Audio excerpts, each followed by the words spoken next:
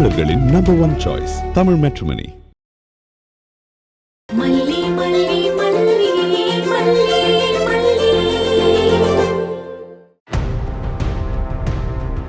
குழப்ப பாத்தீங்களா? அவளை சொன்னதும் தாங்க முடியல. பா, படிக்காதது என்னோட மிஸ்டேக். அதுக்கு மல்லியம்மா என்ன பண்ணுவாங்க? பாருடா, இந்த பாப்கார்னை குக்கர்ல போட்டு பொரிச்சா டொப்பு டொப்புன்னு அப்படியே உள்ளார துடிக்குமே. அப்படி மல்லிய சொன்னதும் அவ்வளோ கோவம் வருதுல்ல உனக்கு? வரும். அந்த மல்லி மேடம் 12th கிளாஸ கூட தாண்டது கிடையாது, அது தெரியுமா? அவ கூட சேர்ந்துக்கிட்டு நீ திமிர் பேச்சு பேசி தெரியுற. அப்ப நீ இப்படிதான் 30, 60ன்னு ரேங்க் வாங்குவ. அவங்க பாவம், அவங்கள யாரும் படிக்க வைக்கல, அதான் அவங்க படிக்கல. இதெல்லாம் நல்லா வக்கனைய பேசுன. சரி, அவளை யாரும் படிக்க வைக்கல, ஒருவேளை படிக்க வச்சிருந்தா அப்படியே மேடம் கலெக்டர் ஆயிருப்பாங்களா? அது நடக்காம போனதுனால தான் இங்க வந்து நம்ம உயிரை வாங்கிட்டு இருக்காளா? ஆனா உன்னை என் தம்பி படிக்க வைக்கிறான்ல, உனக்காக தானே ஓடி ஓடி உழைக்கிறான். ஆனா நீ என்னடானா அந்த மல்லி கூட சேர்ந்துக்கிட்டு ஆட்டம் போட்டுக்கிட்டு கூத்தடிச்சுக்கிட்டு வெட்டியா சுத்திக்கிட்டு இருக்க. நீ நல்லா படிக்கிறேன்னு நினைச்சிட்டு இருக்கான் என் தம்பி, ஆனா நீ அவனை ஏமாத்திக்கிட்டு இருக்க. சொல்லு, இனிமே அந்த மல்லி கூட சேர மாட்டேன்னு சொல்லு. ஏய் சொல்றி, சொல்றீங்கற இப்ப சொல்ல போறியா இல்லையா? சொல்ல மாட்டேன், சொல்ல மாட்டேன், சொல்ல மாட்டேன். மல்லியம்மா, மல்லியம்மா,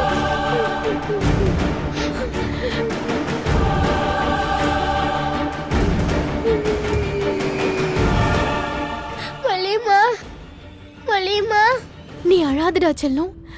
பரீட்சைங்கிறது ஒரு டெஸ்ட். ஒரு தடவை தோத்துட்டா எப்பவுமே தோத்துட்டே இருப்போம்னு அர்த்தம் இல்ல. மல்லி அம்மா உனக்கு சொல்லித்தரேன், நீ நல்லா அடுத்த எக்ஸாம் எழுது, சரியா?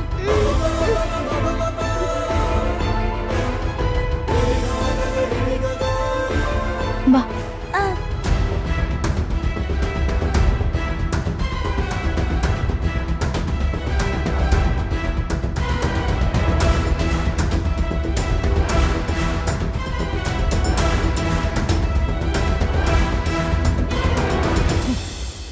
பாத்தீங்களா ராஜிமா, அந்த மல்லி நம்மள சட்டையே பண்ணல அப்படின்னா அவளுக்கு நம்ம மேல பயமே இல்லை. பயந்தா தானே ரியாக்ட் பண்ண முடியும். இவ சொல்லி கொடுத்துதான் 33 ரேங்க் எடுத்திருக்கா. இதெல்லாம் எங்க போய் நிக்க போதோ தெரியல. கடவுளுக்கு தான் வெளிச்சம்.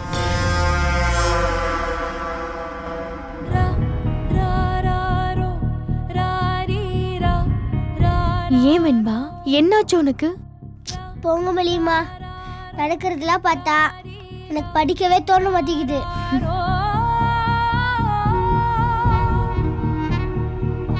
அப்ப அவங்க சொன்ன மாதிரி என்னாலதான் நீ படிக்கலையா? நீங்க வேற சும்மா ஏதாவது சொல்லிட்டு இருக்கீங்க. நான் படிக்காம இருக்கிறது காரணமே அவங்க தான். ஆனா அவங்க என்ன திட்டுறாங்க? இல்ல வெண்பா, படிப்பை மட்டும் எந்த காரணத்துக்காகவும் விட்டுறக்கூடாது. நான் என்ன மல்லியம்மா பண்றது? ஸ்கூலுக்கு போனா கூட எனக்கு இங்க நடக்கிற விஷயம் தான் ஞாபகத்துக்கு வருது. முன்னாடி எல்லாம் கிளாஸ் மிஸ் சொல்லி கொடுக்கறத நல்லா கவனிப்பேன். படிக்காம கூட 70 மார்க்கு மேல எடுத்துருவேன். இப்ப எதுவுமே தெரிய மாட்டேங்குது மல்லியம்மா.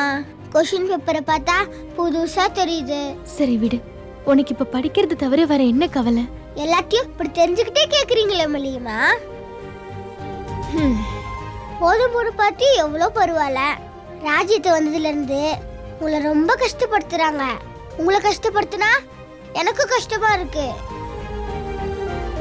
ஓ, நீங்க இதை ஃபர்ஸ்ட் என் மேல எவ்வளவு அன்பா இருந்தீங்க தெரியுமா? இல்ல வெண்பா, டாடா அன்பாதான் இருப்பாரு மல்லியம்மா. உங்க மடியில நான் படுத்துட்டு இருக்கப்போ உங்க வயிற்றுக்குள்ள நான் சுரந்து கிடக்குற மாதிரியே இருக்கும்.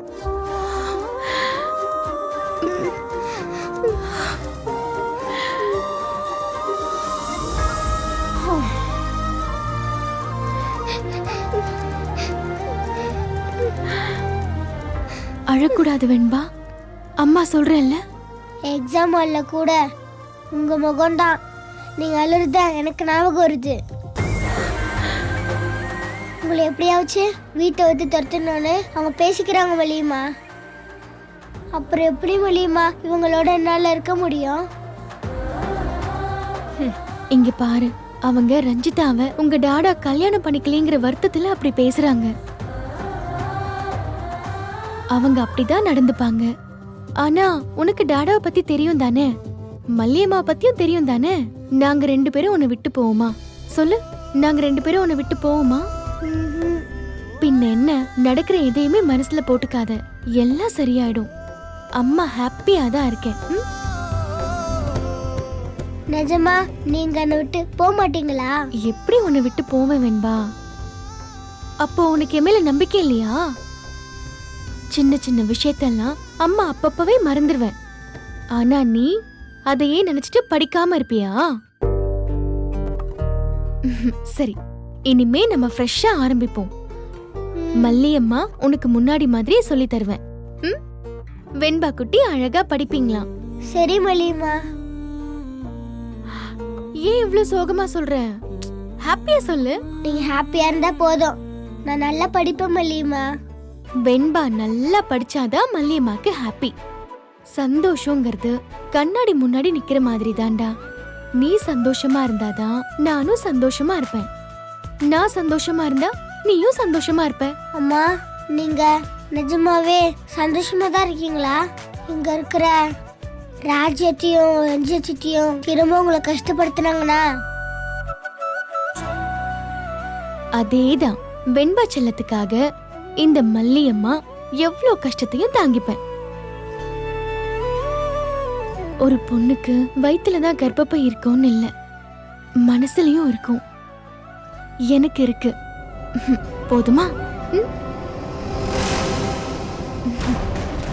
புரிஞ்சுதா? என்ன சொல்றீங்க? சரியான மண்டனி. மனசுல கர்ப்ப பையன். நம்ம நாயடி பேயடி அடிச்சாலும் இவ வீட்டை விட்டெல்லாம் போக மாட்டா. வெண்பாவ இவ கிட்ட இருந்து பிரிச்சாதானே இவ ஓடி போவா. அவ்வளோ க்ளூ கொடுத்துருக்கா பாரு. இதுக்கு மேல என்ன வேணும் நமக்கு? ஆமா, நம்ம மல்லியையும் மாமாவையும் பிரிக்க தானே ட்ரை பண்ணோம். இதுங்க 2யும் பிரிச்சு விட்டா மேட்ரு ஓவர்ல. வா.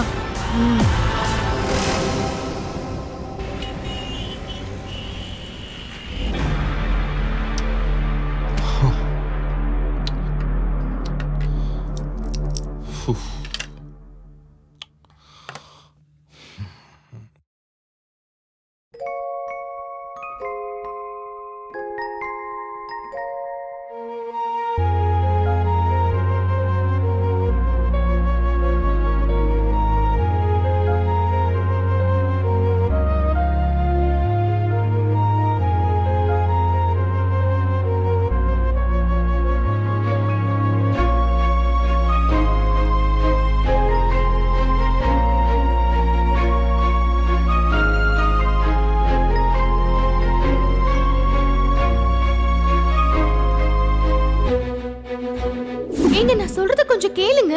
ஏய், வாய மூடு. உன்கிட்ட காரணம் எதுவும் கேட்கல. இனிமே எனக்காக நீ எதுவுமே செய்ய வேணாம்.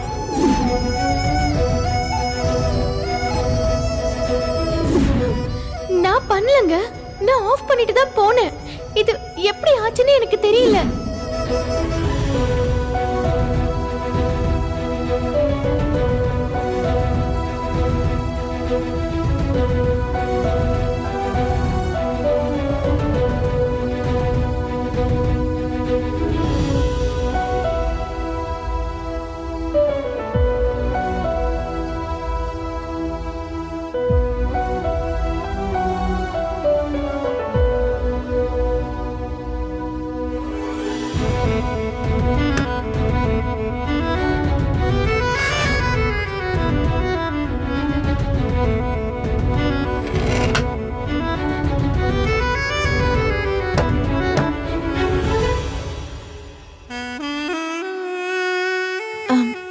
மன்னிக்கணும், வீட்ல எல்லாரும் தூங்கிட்டாங்க, அதனாலதான் நான் வர வேண்டியதா போச்சு. சாப்பாடு எடுத்து வைக்கவா? இல்ல, மீட்டிங் முடிச்சு அங்கேயே சாப்பிட்டுட்டேன்.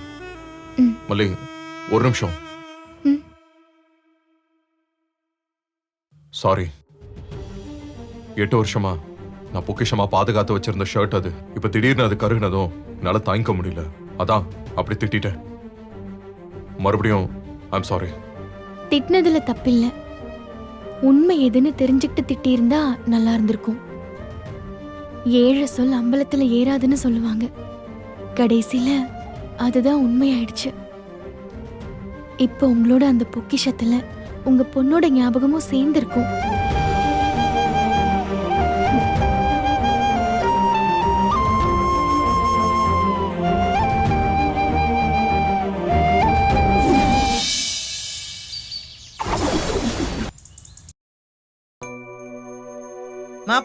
மாப்ள குட் மார்னிங் மாப்ள. நான் இப்ப சரியான நேரத்துக்கு தான் வந்திருக்கேன் மாப்ள. வாங்க பெரியம்மா, இருங்க காஃபி ஐயோ எடுத்து அதெல்லாம் ஒண்ணும் வேணாம் பிள்ளை, அதெல்லாம் சாவகாசமா சாப்பிட்டுக்கலாம். மாப்பிள்ள தம்பி ஆபீஸ் போறதுக்குள்ள உங்களை அப்படியே பிடிச்சிடலான்னு எவ்வளவோ ஸ்டண்ட் எல்லாம் பண்ணிட்டு வந்திருக்கேன் தெரியுமா? என்ன விஷயம்? அப்படியே உட்கார்ந்து பேசலாம் மாப்ள. அதெல்லாம் ஒண்ணும் வேண்டாம். இது பாருங்க, உட்கார்ந்து எல்லாம் பேச முடியாது. எனக்கு டைம் இல்ல, நான் ஆபீஸ் போகணும். சொல்லுங்க. மாப்ள எல்லாம் நல்ல விஷயம்தான். இப்பதான் ஜோசியரை பாத்துட்டு வரேன். நாள் குறிச்சு கொடுத்திருக்காரு. அதான் லேட் பண்ணிட கூடாதுன்னு முதல்ல உங்களை பார்க்க ஓடி வந்துட்டேன். நாள் குறிச்சிட்டு வரீங்களா? எதுக்கு? அது சரி, வீட்ல பெரியவங்கன்னு ஒருத்தங்க இருந்தாங்கன்னா அடுத்தடுத்து என்ன விசேஷம் வைக்கணும்னு பார்த்து சொல்வாங்க. உங்களுக்கு தெரியாது இல்லையா? அது வேற ஒண்ணும் இல்ல மாப்ள. தாலி பிரிச்சு கோக்கணும். நீங்க அன்னைக்குன்னு பார்த்து வேற மீட்டிங் கீட்டிங்லாம் வச்சிடக்கூடாதுல்ல, அதனாலதான். நீங்க என்ன நினைச்சுக்கிட்டு இருக்கீங்க? என்ன நினைச்சுக்கிட்டு இதெல்லாம் செஞ்சுக்கிட்டு இருக்கீங்க? ஐயோ அப்படி சொன்னா எப்படி மாப்ள? இதுதானே மாப்ள முறை. முறையா? எல்லாம் முறைப்படிதான் நடந்துச்சா? போலீஸ வச்சு மிரட்டி தாலி கட்ட வச்சதெல்லாம் முறைப்படி நடந்த கல்யாணமா?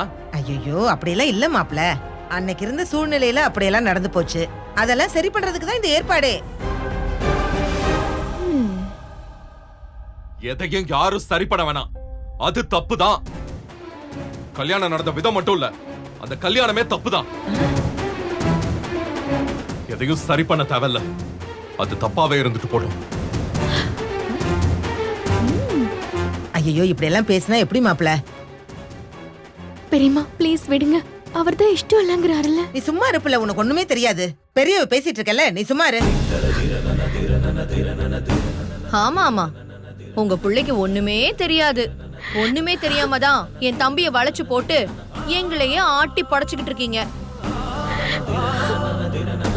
ஐயோ மேடம் அப்படிலாம் நீங்க பேசக்கூடாதுங்க. ஐயோ என் பொண்ணு இங்க ஆட்டி எல்லாம் படைக்க வரலங்க.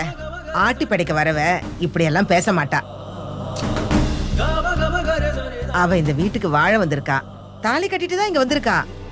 வந்த வழி என்னமோ சரியில்லாம இருக்கலாம், ஆனா எங்க மல்லி தங்கமான பொண்ணு. ஐயோ இந்த குடும்பத்துக்கு ஏத்த பொண்ணா இருப்பா. பெரியவங்க நீங்க தான் உங்க தம்பிக்கு எடுத்து சொல்லணும். நீங்களே இப்படி பேசுறீங்களே. பாத்தியா விஜய், வந்த வழி தப்பா, ஆனா இவங்க தப்பானவங்க இல்லையா, தங்கமானவங்களாம். நல்லா இருக்குல்லடா. மாப்ள சபைக்கு முன்னாடி தாலியை கட்டி அவளை உங்க பொண்டாட்டியா ஏத்துக்கிட்டு இருக்கீங்க. இப்ப நமக்குள்ள சின்னதா ஃபங்க்ஷன் வைக்கணுங்கிறதுக்கு இப்படி எல்லாம் பேசுறீங்களே. இந்த பாருங்க, ஏற்கனவே அவளே தாலி எடுத்து கட்டிக்கிட்டதா போலீஸ் கிட்ட காட்டி நான் ஏதோ ஃப்ராடுத்தனம் பண்ண மாதிரி பிம்பத்தை உருவாக்கி என்னை கேவலப்படுத்தி கல்யாணத்தை நடத்தி வச்சுட்டு இப்ப எல்லாத்துக்கும் முறை செய்ய வந்திருக்கீங்க. கூச்சமா இல்ல உங்களுக்கு? எந்த முகத்தை வச்சுட்டு இங்க வந்தீங்க? நீங்க வயசுல பெரியவங்கிறதால ரொம்ப யோசிச்சு பேசுறேன். இல்லனா நீங்க இந்த வீட்டுக்குள்ள நுழைய முடியாதபடி பேசிருப்பேன். நல்லா பேசுங்க மாப்ள, நீங்க என்ன வேணாலும் பேசுங்க, நான் கேட்டுக்கிறேன். ஆனா நான் திரும்பியும் வருவேன். மானம் முக்கியமா எங்க மல்லியோட வாழ்க்கை முக்கியமானா என் மல்லியோட வாழ்க்கை தான் முக்கியம்னு சொல்லுவேன். நாங்க பண்ணது தப்புதான் மாப்ள. நாங்கெல்லாம் சொல்லவே முடியாது. நான் தான் எல்லாத்துக்குமே காரணம். இந்த பிள்ளைக்கெல்லாம் நிஜமா கடைசி நிமிஷம் வர நானும் நாகவும் தான் இப்படி எல்லாம் செஞ்சோம்னு எதுவுமே தெரியாது. உங்களை மாதிரி நல்ல மாப்பிள்ள அவளுக்கு கிடைச்சா அவ வாழ்க்கை நல்லா இருக்கும், உங்க குடும்பத்துக்கும் அவ இருந்தா நல்லா இருக்குன்னு தான் நான் இதெல்லாம் ஏற்பாடு பண்ணேன். நீங்க என்ன வேணாலும் என்ன திட்டுங்க, ஆனா பாவையம் பிள்ளைய கண் கலங்காம வச்சு காப்பாத்துங்க மாப்பிள்ள. எக்ஸ்கியூஸ் மீ, ஒரு சின்ன கரெக்ஷன். என்ன ஆத்தா? என் தம்பி மாதிரி நல்ல மாப்பிள்ளை வேணும்னு சத்தியமா நினைச்சிருக்க மாட்டீங்க. இந்த கம்பி கட்டுற கதையெல்லாம் என் கிட்ட சொல்லாதீங்க. என் தம்பி மாதிரி பணக்கார மாப்பிள்ளை கிடைச்சா குடும்பமா செட்டில் ஆயிடலான்னு கணக்கு போட்டு தானே இந்த வேலையெல்லாம் செஞ்சீங்க.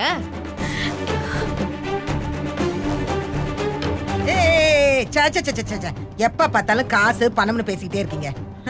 நம்ம மேல போனதுக்கு அப்புறம் நீங்க சொல்ற எல்லாமே இங்கதான் இருக்க போகுது, கூட எல்லாம் வராது.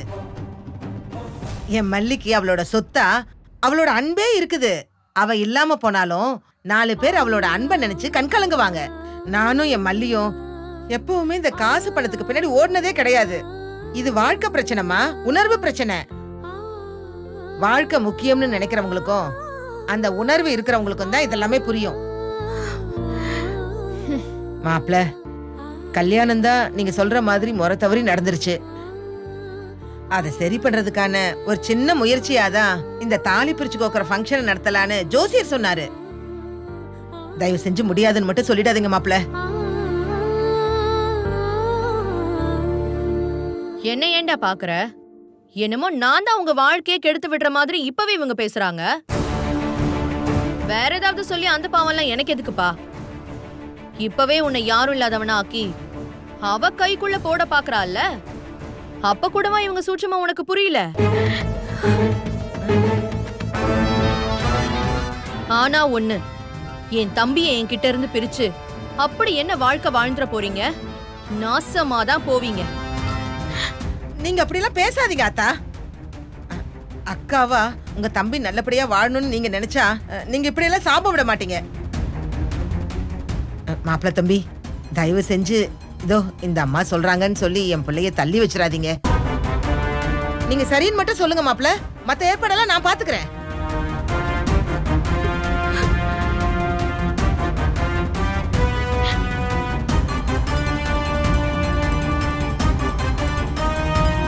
என்னைக்கும் சரி இந்த மாதிரி டிராமாக்கெல்லாம் நான் ஒத்துக்க மாட்டேன். இவகிட்ட ஆல்ரெடி சொல்லிட்டேன். இவ இதோ இங்க இருக்கிற சோஃபா மாதிரி தான். இது வரைக்கும் அப்படித்தான் இருக்கா, இனிமேலும் அப்படித்தான் இருப்பா.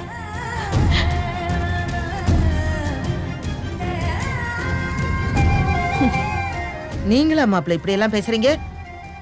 இவ்வளவு கடுமையெல்லாம் பேசுவீங்களா மாப்பிள்ள? ஒரு பொண்ணை காலகாலமா ஜடமா பார்த்து பார்த்து ஒவ்வொரு பொண்ணுக்கும் அவளோட வாழ்க்கையில பல நேரத்துல நான் ஜடமா இல்ல மனசுக்குள்ள ஜடமான மனுஷியான்னு அவளுக்குள்ள ஒரு கேள்வி இருந்துகிட்டே இருக்கும். அந்த மாதிரி சமயங்கள்ல நீ ஜடம்லாம் இல்ல மனுஷிதான்னு நம்பிக்கையா என் பொண்டாட்டி தான்னு புருஷன் தான் அதை சொல்லுவான்.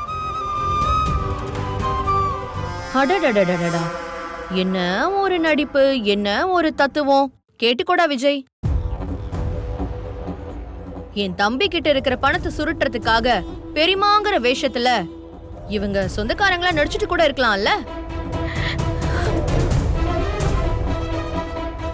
இந்த வீட்டோட நிம்மதி எல்லாத்தையும் தொடச்சு போட்டுட்டு உன்னோட நெருக்கமா இருக்கிற எங்களெல்லாம் துரத்தி விட்டுட்டா இந்த பணத்தை, வீட்டை, பிசினஸ இது எல்லாத்தையும் சேர்த்து ஆளலாம்ல. அதுக்கு தானே என் தம்பியை மயக்கிற மாதிரி இந்த சென்டிமெண்டல் மாஸ்டர் பிளான் எல்லாம். ஆனா இந்த ராஜேஸ்வரி அதுக்கெல்லாம் விட மாட்டா. மாப்பிள்ள, அந்த அம்மா அப்படிதான் பேசும். நீங்க கொஞ்சம் யோசிச்சு சொல்லுங்க மாப்பிள்ள. இதுல யோசிக்கலாம் ஒண்ணும் இல்ல. ஊரை பொறுத்த வரைக்கும் வேணா நானும் இவனும் புருஷன் பொண்டாட்டியா இருக்கலாம். ஆனா எனக்கும் இவனுக்கும் எந்த சம்பந்தமும் கிடையாது. ஐயோ, இதுக்கு மேலேயும் நீங்க ஃபங்க்ஷன் நடத்தி தான் தீர்வேன்னு நினைச்சீங்கன்னா தாராளமா நடத்துங்க. ஆனா என்ன எதிர்பார்க்காதீங்க. எனக்கும் மல்லிக்கும் எப்படி சம்மந்தம் இல்லையோ அதே மாதிரி இந்த ஃபங்க்ஷனுக்கும் எனக்கும் எந்த சம்பந்தமும் கிடையாது.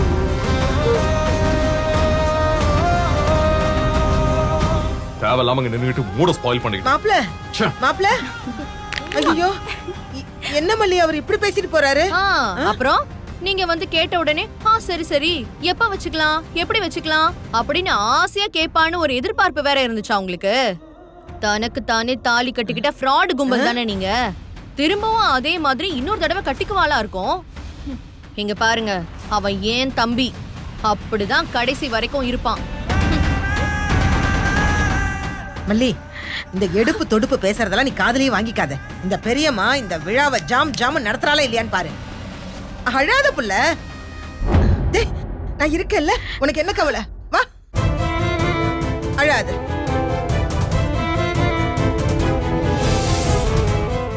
நீங்க ஏன் தமிழ் மேட்ரிமோனி சூஸ் பண்ணீங்க? ஏன்னா இதுல எக்கச்சக்க சாய்ஸ் இருக்கு. தமிழ்ல பாக்குற வசதியும் இருக்கு. ஹாரோஸ்கோப் கூட மேட்ச் பண்ண முடியும். லட்சக்கணக்கான பேருக்கு நம்ம தமிழ் மேட்ரிமோனி மூலமா கல்யாணம் நடந்திருக்கு. இதுக்கு மேல என்ன வேணும்? தமிழர்களின் நம்பர் 1 சாய்ஸ் தமிழ் மேட்ரிமோனி.